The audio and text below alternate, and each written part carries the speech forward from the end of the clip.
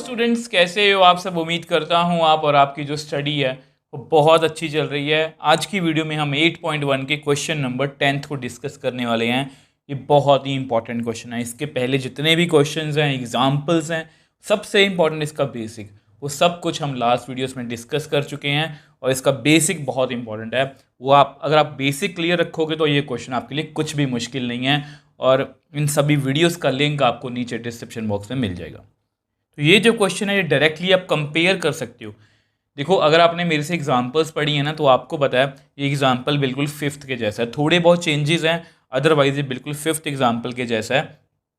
अगर आप देख पा रहे हो तो यहाँ पर मैं आपको दिखा सकता हूँ कि ये आपकी फिफ्थ एग्जांपल है, जिसमें क्या है कि ट्रायंगल एक ओ पी क्यू है और उसमें राइट एंगल एट पी है। मतलब वो ना राइट एंगल पी पर बना हुआ है, तो वहाँ पर ओ पी की वैल्यू हमें गिवन है, तो वहाँ पर भी हमें कुछ ऐसी ही स्टेटमेंट दी गई है। यहाँ पर थोड़े से चेंजेस हैं। अब इस क्वेश्चन को करने से पहले पहले पढ़ लेते हैं इसको। In triangle P Q R right angle at Q, तो राइट एंगल क्यू पर बनी हुई है, ठीक है। अब यहाँ पर ना फिर वहाँ पर माइनस था, यहाँ पर प्लस में कुछ वैल्यूज़ दी हुई हैं। पी क्यू 5 सेंटीमीटर है, तो मैं साइन पी, कॉस पी और टेन पी की वैल्यू निकालनी है। तो इसको करने के अलग अलग तरीके, चलो बाद में बात करते हैं। सबसे पहले डायग्राम बना लेते हैं।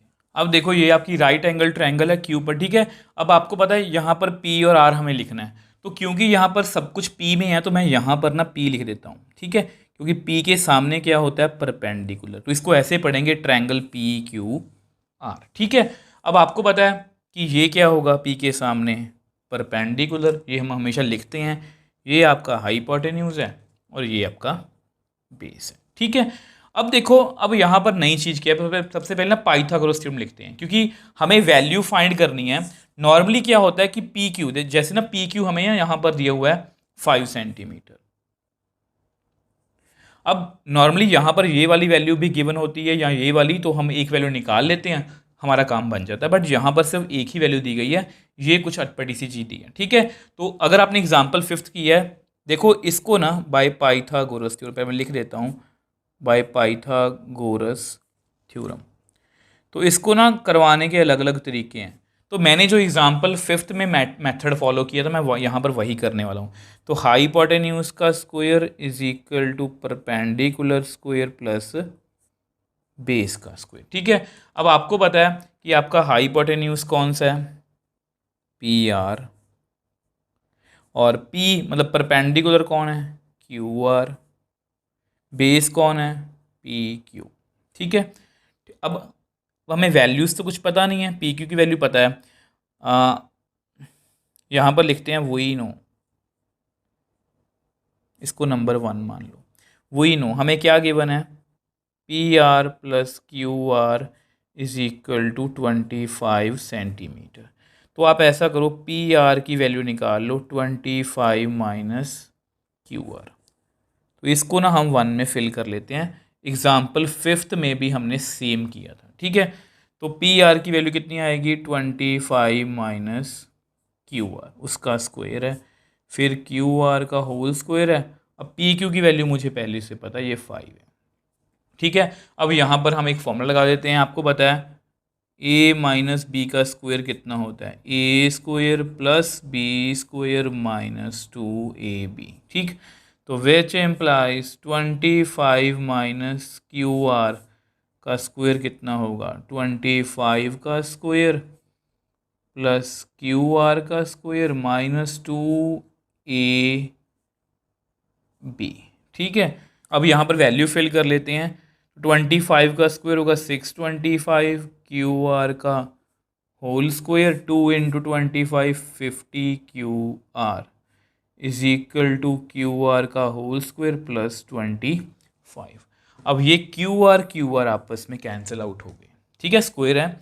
तो ऐसा करो, 625 minus 25 is equal to 50 Q R. इसको मैं उधर ले गया, 25 को इधर ले आया, तो ये कितना बन गया, 650 क्यू आर।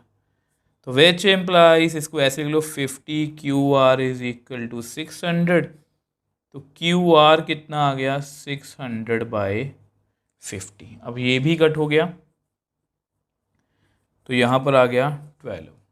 तो विच एम्प्लाइज हमारा क्यू आर कितना आ गया, 12 सेंटीमीटर। तो क्यू आर तो आ गया, ठीक है।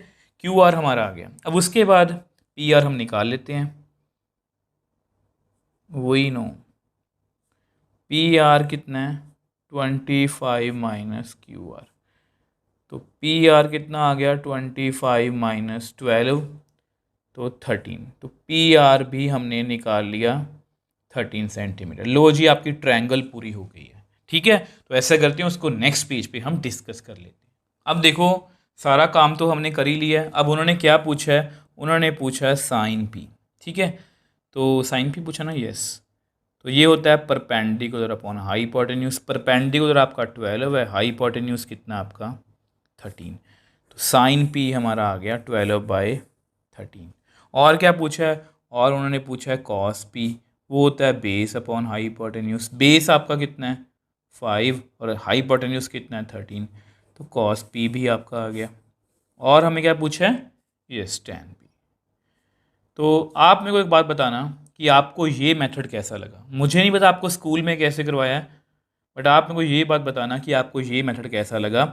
एक बार जल्दी से आपको दोबारा बताता हूँ। देखो आपको क्वेश्चन यहाँ से स्टार्ट था, तो triangle right angle triangle Q पर राइट एंगल है, तो ये मैंने पी यहाँ पर इसलिए रखा कि मुझे sine P cos P tan P निकालना है। ठीक है, इसके सामने हमेशा परपेंडिकुलर होता है, तो पाइथागोरस लगाया। बट यहाँ पर प्रॉब्लम क्या थी, यहाँ पर हमें एक ही साइड गिवन थी। अगर एक साइड गिवन हो तो दूसरी दोनों साइड हम नहीं निकाल सकते।